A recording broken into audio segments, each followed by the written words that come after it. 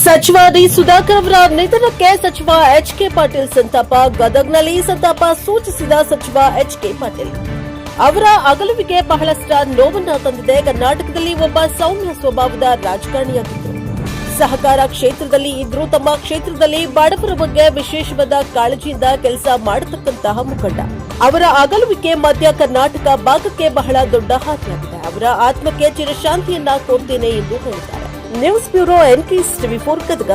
ಅವರ ಅಗಲುವಿಕೆ ನಮಗೆಲ್ಲ ಬಹಳಷ್ಟು ನೋವು ತಂದಿದೆ. ಕರ್ನಾಟಕದಲ್ಲಿ ಒಬ್ಬ ಸೌಮ್ಯ ಸ್ವಭಾವದ ರಾಜಕಾರಣಿ ಆಗಿದ್ದರು. ಸಹಕಾರ ಕ್ಷೇತ್ರದೊಳಗಿದ್ದರು. ತಮ್ಮ ಕ್ಷೇತ್ರದಲ್ಲಿ ಬಡವರ ಬಗ್ಗೆ ವಿಶೇಷವಾದಂಥ ಕಾಳಜಿಯಿಂದ ಕೆಲಸ ಮಾಡಿರ್ತಕ್ಕಂಥ ಮುಖಂಡ.